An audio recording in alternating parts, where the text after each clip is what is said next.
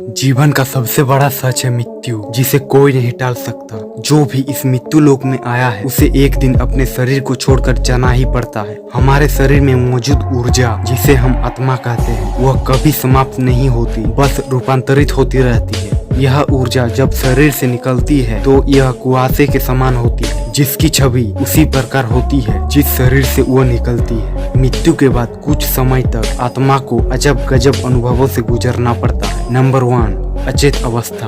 आत्मा शरीर से निकलकर कुछ देर तक अचेत अवस्था में रहती है। आत्मा को इस प्रकार का अनुभव होता है जैसे परिश्रम से थका हुआ मनुष्य गहरी निद्रा में होता है, लेकिन कुछ ही पल में यह अचेत से सचेत हो जाती है और उठकर खड़ी हो जाती है। नंबर 2, समान व्यवहार। जब व्यक्ति के शरीर से आत्मा निकलती है तो कुछ समय तक उसे पता ही नहीं होता कि वह शरीर से अलग है। वह उसी प्रकार व्यवहार करती है जैसे शरीर में रहते हुए उसका व्यवहार था। नंबर 3, बेचैनी और छटपटाहट। शरीर से निकलकर खड़ी आत्मा अपने सगे संबंधियों को पुकारती है, लेकिन उसकी आवाज कोई नहीं सुन पाता है। इससे आत्मा को बेचैनी और छटपटाहट होने लगती है। आत्मा परेशान होकर सभी लोगों से कुछ कहना चाहती है, पर उसकी आवाज बस उसी तक गूंज कर रह जाती है, क्योंकि वह भौतिक अवस्था में नहीं होता और मनुष्य केवल भौतिक चीजों को ही अनुभव कर सकता है। नंबर 4, संचार नहीं होना। वर्षों तक शरीर में रहने से जो शारीरिक माया का आवरण आत्मा पर पड़ा होता है, उसे मोहवश आत्मा दुखी होकर कभी अपने मृत शरीर को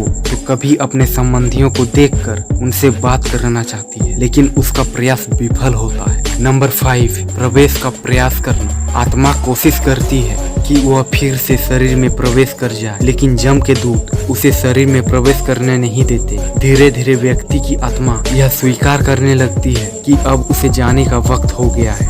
मोह का बंधन कमजोर होने लगता है और वह मृत्यु लोक से विदा होने के लिए तैयार हो जाती है। नंबर 6, दुखी होना। शरीर के मृत हो जाने पर आत्मा अपने परिजनों से रोते बिलखते देखकर दुखी हो जाती है और खुद भी वह व्याकुल होकर रोती है, लेकिन उसके वश में कुछ नहीं होता। वह लाचार होकर सब कुछ देखने और अपने जीवन काल में किए गए कार्यों को याद करके दुखी होती है। यम के दूत आत्मा से कहते हैं कि चलो अब यहाँ से चलने का समय आ गया है, और कर्मों के अनुसार उसे लेकर यम मार्ग की ओर चल पड़ते हैं। नंबर 7, नया जन्म कर्म के आधार पर होना। जब मनुष्य की मृत्यु होती है तो उसके बाद उसके कार्यों के अनुसार वह पुनर्जन्म लेते हैं। वो जैसा काम करता है वो उस आधार पर जन्म लेता है।